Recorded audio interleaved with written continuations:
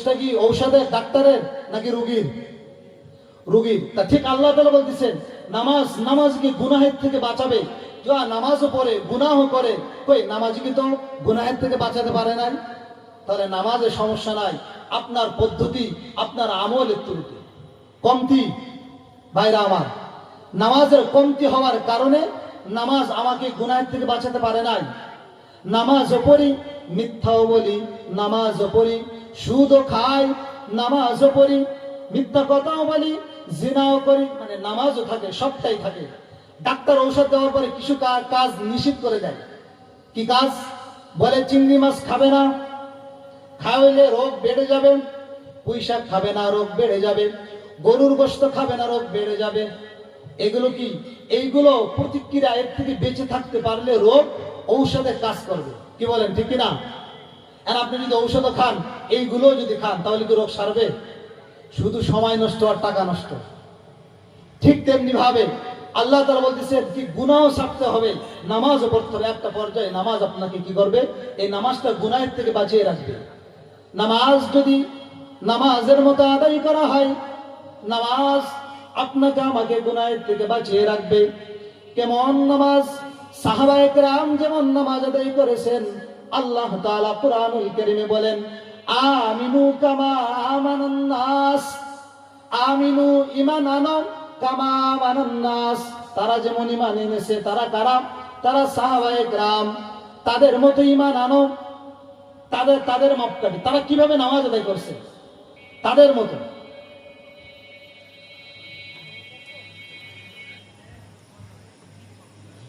সাল্লু কামা রাআইতুমুনি উসাল্লি। নবীজি বলেন সাহাবায়ে কেরাম নামাজ শিখছে কিভাবে? আমি নবীজিকে দেখে দেখে নামাজ শিখছি।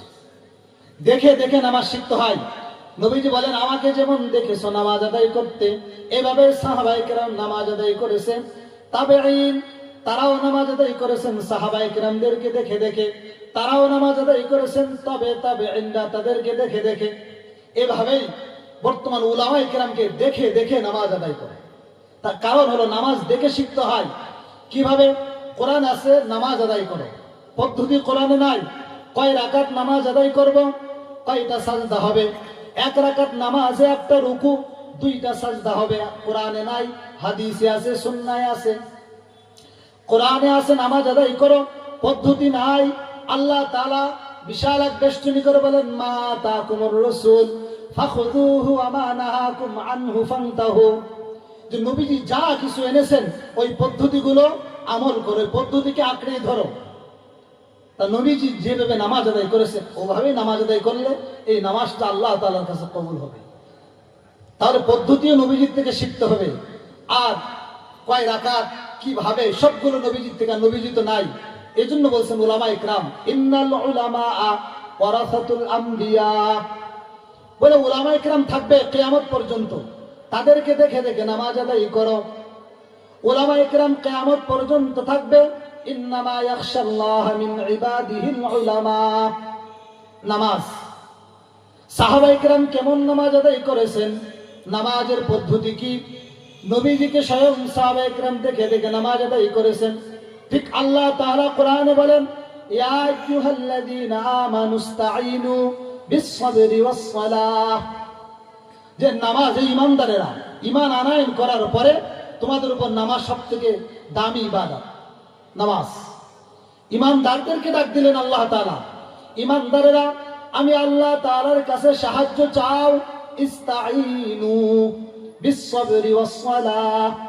নামাজ এবং ধৈর্যের মাধ্যমে আমি আল্লাহ তাআলার কাছে সাহায্য চাও। সাহায্য কার কাছে চাইতে হবে? বলেন আল্লাহ তাআলার কাছে। স্বয়ং আল্লাহ তাআলা বলতেছেন ঈমান আনার করার পরে যদি সাহায্য পেতে চাও আমার কাছেই চাও। তবে সাহায্য চাওয়ার পদ্ধতি হবে দুইটা, এক নম্বরে নামাজ, দুই নম্বরে ধৈর্য। এই দুই পদ্ধতির মাধ্যমে। বলে আল্লাহ তাআলার কাছে কেন সাহায্য চাবো?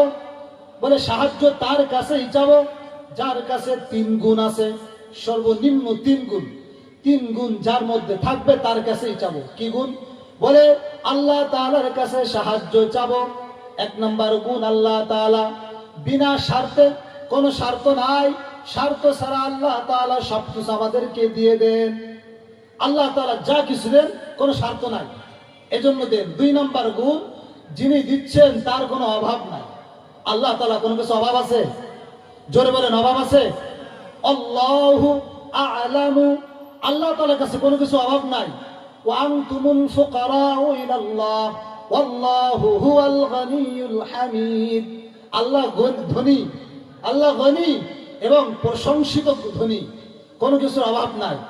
3 নম্বরে ওই গুণ যার মধ্যে আছে যে আল্লাহ তাআলা কোনো দোষ নাই, কোনো দোষ নাই, নিরঙ্কুশ ভাবে দোষ মুক্ত যিনি দিতে পারেন তিনি হলেন কে? আল্লাহ তাআলা। আল্লাহ বলেছেন আমার কাছে সাহায্য চাও, এই 3 গুণ আমার মধ্যে আছে। দুনিয়ার মানুষ স্বার্থ ছাড়া কিছুই দেয় না। বাবা মা সন্তানকে পালন করে, লালন করে, একটা উদ্দেশ্য থাকে, এই সন্তান বৃদ্ধকালে আমাদেরকে খাওয়াবে, আমাদেরকে তিনি পালবে, সন্তান সুখে রাখবে, এজন্য সন্তানের পেছনে অর্থ ব্যয় করি, স্বার্থ আছে। ছাত্রকে শিক্ষক শিখায়, এলেম শিখায়, জ্ঞান দেয়, ছাত্রের থেকে কিছু পেতে চাই, স্বার্থ নাই, ছাত্রকে আর পড়াতে চাই না, সন্তান আর লালন পালন করতে চাই না, এটা দুনিয়ার স্বার্থ। আল্লাহ তাআলা বলেন আমার কাছে সাহায্য চাইবা, যদি সাহায্য না চাও, নবীজি হাদিসে বলেন আল্লাহ তাআলা রাগান্বিত হয়ে যান। মাল্লাম ইয়াসআলিল্লাহ ইয়াগদাব আলাইহি, যে আল্লাহ তাআলার কাছে চায় না, আল্লাহ তাআলা তার উপর রাগান্বিত হয়ে যায়, যে আমার কাছে কেন চায় না? আল্লাহ দিতে জানেন, নিতে জানেন না। আল্লাহ তাআলা বলেন আমার কাছে কোনো অভাব নাই, ইস্তাইনু, এজন্য আমার কাছেই চাও। এরে নবীর উম্মতের দল, আল্লাহ তাআলা বলেন আমার কাছে চাও। 1 নম্বরে ধৈর্য আর নামাজের মাধ্যমে। নামাজ, সূরা কাউসারের মধ্যে আল্লাহ তাআলা কি বলেন? ফাসাল্লি লিরাব্বিকা ওয়ানহার, স্বয়ং নবীজিকে বলতেছেন আপনাকে কাউসার দান করলাম, এরপর আপনি প্রথম আমল আপনি নামাজ আদায় করেন। ফাসাল্লি, নামাজ আদায় করেন, ওয়ানহার, এবং কুরবানি করেন। অন্য আয়াতে আল্লাহ তাআলা বলেন কি? কুল ইন্না সালাতি ওয়া নুসুকি ওয়া মাহইয়ায়া ওয়া মামাতি লিল্লাহি রাব্বিল আলামিন। নামাজ আমাদেরকে কি শিক্ষা দিবে? বিনয় শিক্ষা দিবে, বিনয়। সূরাতুল মুমিনুনের মধ্যে আল্লাহ তাআলা বলতেছেন ক্বাদ আফলাহাল মুমিনুন আল্লাযীনা হুম ফি সালাতিহিম খাশিউন। খুশু খুজু, নামাজ খুশু খুজু শিক্ষা দিবে, একাগ্রতা, বিনয় শিক্ষা দিবে। খুশু খুজু কি বলেন? খুশু ওলামায়ে কেরাম বলেন বাহ্যিক অবস্থা, সুন্নতি পরিবেশ নিয়ে নামাজে দাঁড়ানো। আর খুশু খুজু দিলের অবস্থাকে আল্লাহ তাআলা দেখতেছেন, দিলটাকে ইতমিনানের সাথে আল্লাহ তাআলার সামনে দাঁড়াচ্ছি, এই ভাব, এই অনুভব, এই ইহসাস, এই শক্তি নিয়ে আল্লাহ তাআলার সামনে দাঁড়ানো। এইরকম 10টা গুণ মুমিনের গুণ আল্লাহ তাআলা প্রথম নাম্বার গুণ বললেন যে মুমিন নামাজ আদায় করবে খুশু খুজুর সাথে। যদি করতে পারে, আল্লাহ প্রথমেই সুসংবাদ দিচ্ছেন ক্বাদ আফলাহাল মুমিনুন, বলে মুমিনরা সফল কাম হয়ে গেছে এই গুণ যারা অর্জন করছে। সুবহানাল্লাহ। নামাজের গুণ, নামাজের পদ্ধতি কি হবে? এই পদ্ধতি সম্পর্কে নবীজি তো বললেন আমাকে দেখে দেখে ওইভাবে নামাজ আদায় করো।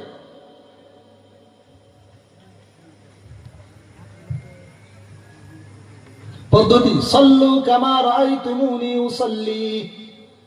প্রথম নামাজি ওই আল্লাহ তাআলাকে দেখে দেখে ইবাদত করবে। কেমনে? নবীজি হাদিসে বলেন আনতা আবুদাল্লাহ কাআন্নাকা তারাহু ফাইন লাম তাকুন তারাহু ফাইন্নাহু ইয়ারা।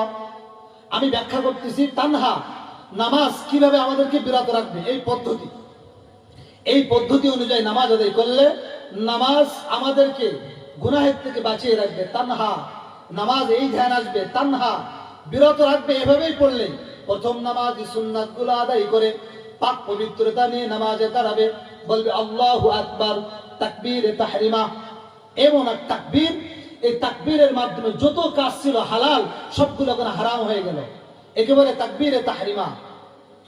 কথা বলা ছিল হালাল, জায়েজ, নামাজের আগে খানা খাওয়া হালাল, কিন্তু যখন তাকবীরে তাহরিমা বাঁধবেন আর কথা বলা যাবে না, আর খাওয়া যাবে না, ওগুলো হালাল থাকা সত্ত্বেও নামাজে দাঁড়ানোর কারণে তাকবীরে তাহরিমা বলার মাধ্যমে আর সবকিছু হারাম করে দেওয়া হবে।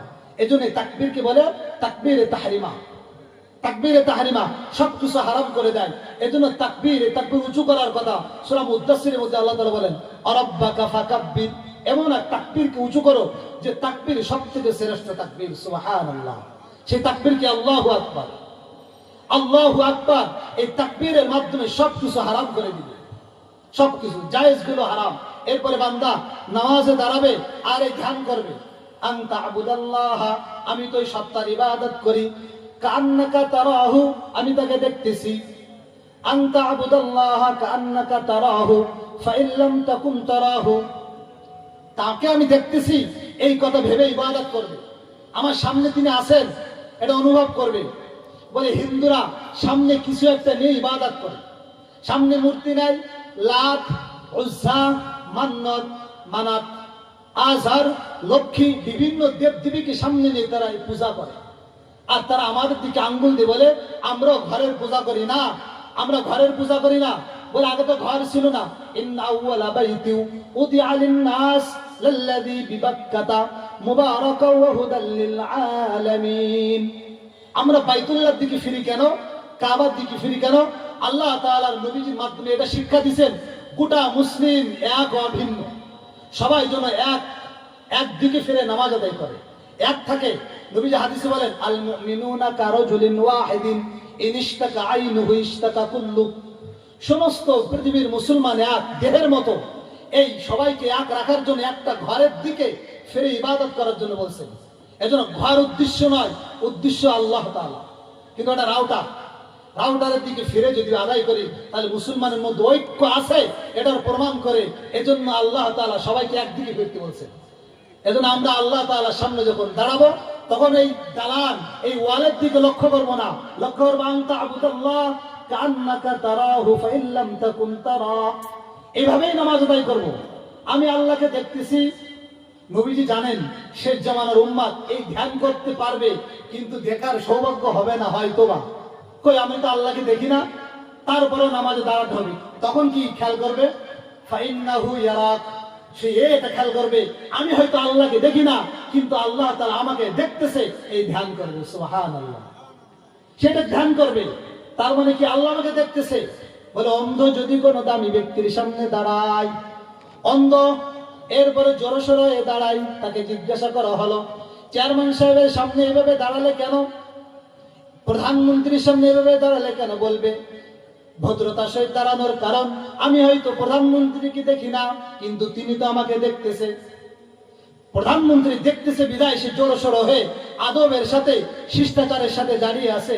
তার থেকে ওমাকার আল্লাহ, সবার থেকে যিনি শ্রেষ্ঠ, তার সামনে দাঁড়ানোর সাথে কতটুকু বিনয় হওয়া দরকার, কতটুকু জোরসোর হয়ে তার সামনে দাঁড়ানো দরকার। এই ধ্যান থাকতে হবে। ফাইন্নাহু ইয়ারা, তিনি আমাকে দেখতেছেন, এই খেয়াল নিয়ে দাঁড়াবে আর বলবে আল্লাহু আকবার। এরপরে তারই প্রশংসা করবে, সুবহানাকাল্লাহুম্মা ওয়া বিহামদিকা ওয়া তাবারাকা ইসমুকা ওয়া তাআলা জাদ্দুকা ওয়া লা ইলাহা গায়রুক। এরপরে সূরা ফাতিহা পড়বে, আলহামদুলিল্লাহি রাব্বিল আলামিন। বলে আমরা তো আলহামদুলিল্লাহি রাব্বিল আলামিন পড়ি, কিন্তু আলহামদুলিল্লাহর অর্থ কি? সকল প্রশংসা আল্লাহ তাআলার জন্য, যিনি গোটা পৃথিবীর মালিক, গোটা পৃথিবীর রব, তার প্রশংসা করি। এই কথা আমরা যখন বলি তখন এই কথার কি কোনো জবাব আছে? হাদিসের মধ্যে বলে হ্যাঁ, আল্লাহ তাআলা এই কথার জবাব দিচ্ছেন, হামিদানি আবদি, সুবহানাল্লাহ। সূরা ফাতিহা পড়ার পরে আল্লাহ তাআলা জবাব দেন, হামিদানি আবদি। আল্লাহ তাআলা কাদের সামনে জবাব দেয়? বলে ফেরেশতাদেরকে সামনে নিয়ে তাদের সামনে জবাব দেয়, দেখো আমার বান্দার শক্তি আছে, গোটা দুনিয়ার মানুষের প্রশংসা করতে পারত, কিন্তু কারোর প্রশংসা না করে আমি আল্লাহ তাআলার প্রশংসা করেছে। এই আমার বান্দা আমার যেমন প্রশংসা করেছে, আমিও তোমাদের সামনে আমার বান্দার প্রশংসা করলাম। সুবহানাল্লাহ। আমরা আল্লাহর প্রশংসা করি, আল্লাহ তাআলা ফেরেশতাদের সামনে আমাদের প্রশংসা করে। এজন্য সূরা ফাতিহার আয়াতগুলো ধীরে ধীরে সুন্দরভাবে খেয়াল করে পড়া। আমি আল্লাহ তাআলাকে শোনাচ্ছি, কারণ আমার সামনে আল্লাহ আছেন, আল্লাহ দেখতেছেন। আলহামদুলিল্লাহি রাব্বিল আলামিন। এরপরে নামাজি বলবেন আর রহমানির রহিম, তিনি রহমান, তিনি রহিম। এই আয়াতের জবাব দিয়ে আল্লাহ বলেন, আসনা আলাইয়া আবদি, আসনা আলাইয়া আবদি। আল্লাহ ফেরেশতাদেরকে ডেকে বলেন, দেখো আমার বান্দা আমারই প্রশংসা করেছে। পুনরায় আমার বান্দা আমারই প্রশংসা করেছে। আর রহমান, রহমান শব্দটা ব্যাপক। বলে দেখো দুনিয়ার মানুষদের জন্য আমি রহমান, এজন্য সূরাতুর রহমান। আর রহিম আল্লাহ তাআলা কিয়ামতের দিন হবেন। আল্লাহ তাআলা দুনিয়ায় রহমান। রহমানের ব্যাখ্যা কি? বলে রহমান তো তিনি যিনি আল্লাহকে মানেন, আর যে আল্লাহকে মানে না সবাইকে যিনি রিজিক দেয়, সবাইকে যিনি দেখভাল করেন, সবার প্রভু যিনি, তিনি হলেন রহমান। সুবহানাল্লাহ। আর রহিমকে বলে কিয়ামতের দিন আল্লাহ তাআলা যারা আল্লাহর প্রিয়, আল্লাহর গোলামি করছে দুনিয়ায়, তাদের জন্যই আল্লাহ হবেন রহিম, খাস বিশেষ, আর কারোর জন্য না। নাফরমানের জন্য কিয়ামতের দিন আল্লাহ রহিম, তাদের জন্য আল্লাহ তাআলা রহিম থাকবেন না, শুধু আল্লাহর প্রিয় বান্দাদের জন্য রহিম, আর দুনিয়ায় রহমান। এজন্য আল্লাহ বলেন দেখো বান্দা পারত দুনিয়ার কোন মানুষের প্রশংসা করতে, তার সামনে নত হতে, কিন্তু বান্দা নত হয় নাই, তার প্রশংসা করে নাই। আমার বান্দা আমার প্রশংসা করছে, এজন্য রহমান, আমি ওই বান্দার জন্য রহমান। আমি আমাকে যে মানে না কাফের, আমি তার জন্য রহমান। তাকেও আমি দুনিয়াতে খাওয়াই, আমি অক্সিজেন দেই, আমি তাকেও সুস্থ রেখেছি। বরং মুসলমানদের থেকে তারাও অট্টালিকায় আছে, স্বাচ্ছন্দ্যে আছে। এই প্রশ্ন সাহাবায়ে কেরামের মধ্যেও ছিল যে কাফেরদের হাতে, বেঈমানদের হাতে সবকিছু থাকবে, কারণ কি? নবীজি বলেন আদ-দুনিয়া সিজনুল মুমিন ওয়া জান্নাতুল কাফির। বলে ওদের জন্য দুনিয়াটাই সব সুখ, যতদিন ওরা দুনিয়ায় সুখে থাকবে এটাই তাদের শেষ, আখিরাতে আর কোনো সুখ নাই। এজন্য আল্লাহ ওদেরকে সুস্থ বেশি রাখে, আল্লাহ ওদেরকে দুনিয়ার যত চাকচিক্য সব তাদের কাছে দিচ্ছে। আমাদের কষ্ট পরীক্ষা। বলে কার জীবনে পরীক্ষা? আমি যে আয়াত বললাম, আয়াতের পরে বলছেন ওয়ালা নাবলুওয়ান্নাকুম বিশাইইন মিনাল খাউফি ওয়াল জুই ওয়া নাকসিম মিনাল আমওয়ালি ওয়াল আনফুসি ওয়াস সামারাত। আল্লাহ তাআলা মুমিনদেরকে পরীক্ষা নেবেন। যে স্কুলে ভর্তি হয় তার পরীক্ষা হয় না, যে স্কুলের বাইরে থাকে তার পরীক্ষা হয়? বলেন, যে স্কুলে ভর্তি হয় তার তো পরীক্ষা হয়। আমরা ইমানদার, ইমান এনেছি, এজন্য আমাদের পরীক্ষা আসবে, আমাদের বিপদ আসবে, আমাদের পদে পদে আমাদের বাধা আসবে। এই বাধাগুলো উপেক্ষা করে, ধৈর্য ধারণ করে, সবর অর্জন করার পরে সামনে আগানোর নাম ইমানদার। আর বিপদ আসার পরে ভেঙে পড়া, ইমানের পথ থেকে দূরে সরে যাওয়া, এটা ইমানদারের পরিচয় নয়। আল্লাহ তাআলা তিন জিনিসের মাধ্যমে আমাদেরকে পরীক্ষা নেবে। এক নম্বর, গুনাহের মাধ্যমে সবর করা। গুনাহ করার অনেক সুযোগ আসবে, অনেক সুযোগ। আল্লাহ চোখ দিবে, টেলিভিশন দেখার শক্তি আছে, ওই শক্তি দিয়ে টেলিভিশন দেখবে না, ওই গুনাহের থেকে বেঁচে থাকবে। এখানে ধৈর্য ধারণ করবে, এখান থেকে বেঁচে থাকার নাম সাবের। শক্তি থাকার পরে বেঁচে থাকবে, এই গুনাহের থেকে বেঁচে থাকার মাধ্যমে সে হবে সাবের। দুই নম্বরে আমলের বিষয়। সবাই 8 রাকাতের সুযোগ খুঁজবে, কোন ওয়াক্ত ফাঁক দিয়ে নামাজ থেকে বেঁচে থাকা যায় সুযোগ খুঁজবে। আর যে বেশি বেশি নামাজ আদায় করবে, অর্থাৎ ইবাদতের বেলায় ধৈর্য ধারণ করবে। ইবাদত করতে একটু কষ্ট হবে। বলে গরমে কি মসজিদে কি নামাজ আদায় করা যায়? এখন কারেন্ট নেই, কি নামাজ আদায় করা যায়? এরকম বলে কিনা? গরমে নামাজ আদায় করার দরকার কি? তাহলে এই গরমে নামাজ আদায় করা, ইবাদতের বেলায় ধৈর্য, এই ধৈর্য ধারণ করতে হবে। আল্লাহ তাআলা আরেকটার মাধ্যমে ধৈর্য নিবে, সেটা হলো বিপদ দিবে। বিপদ অনেক, একের পর এক বিপদ আসবে, একটা মুক্তি না হতে আরেকটা আসবে। এরপরে ঈমান নিয়ে ধরে রাখবে, তার নাম হবে ঈমানদার। তার নাম কি হবে? আমানু আমানু আমিনু কামা আমানান নাস। বলে সাহাবায়ে কেরামের কি বিপদ কম ছিল? পদে পদে বিপদ। আমাদের বিপদ আসলে কি বলি? যে বিপদ আসার পরে যখন সুদ খাই, সুদের কাছে যায়, লোনের কাছে যায়, তখন কি বলি? যে অভাবে স্বভাব পাল্টাই গেছে। বলি কিনা বলেন? অভাবে স্বভাব পাল্টাই গেছে। কিন্তু সাহাবায়ে কেরাম কি বড় লোক ছিল, ধনী ছিল, গরিব ছিল? তাদের তো স্বভাব পাল্টায় নাই। তাহলে তারা জানে ইমানের পথ, বিপদের পথ, ইমানের পথ, কষ্টের পথ। ইমানের পথে থাকতে গেলে বিপদ আসবে। গরিব হই আর বড় লোক হই, অভাবে থাকি আর সুখে থাকি আর সুস্থ থাকি, সর্ব অবস্থায় ইমানের পথে থাকবো, এর নাম হলো ইমানদার। ঠিক কিনা? এর নাম ইমানদার। অল্প বিপদ আসতেই আমরা অন্য গুনাহের দিকে চলে যাই। তাহলে 3 বিষয়ের মাধ্যমে আমরা ধৈর্য ধারণ করব। আমানু ইস্তাঈনু বিস-সাবরি ওয়াস-সালাহ। ঈমান। তাহলে বান্দা দুনিয়ার কোন মানুষের প্রশংসা করতে পারত, কিন্তু করে নাই। আর রহমানির রহিম আতনা আলাইহি আবদি, এরপরে বান্দা বলবে মালিক ইয়াউমিদ্দিন, বিচার দিবসের মালিক, বিচার দিবসের মালিক একমাত্র আমার আল্লাহ।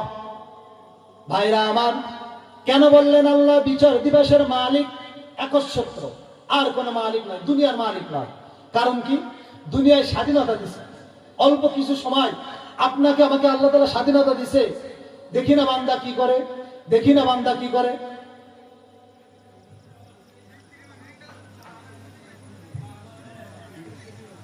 আল্লাহ তাআলা স্বাধীনতা দিছে, এজন্য কিছু বলে না, একেবারে ঢিলা। কিভাবে? ইন্নাহুম ইয়াকিদুনা কাইদা ওয়া আকিদু কাইদা ফামাহিলিল কাফিরিনা আমহিলহুম রুয়াইদা। আল্লাহ বলেন, দুনিয়াতে অল্প কিছু সময় থাকার জন্য আমি তোমাদেরকে ছেড়ে দিলাম, সুযোগ দিলাম। চাইলে তুমি গুনাহ করতে পারো, চাইলে তুমি নেক আমল করতে পারো। আল্লাযী খালাকাল মাউতা ওয়াল হায়াতা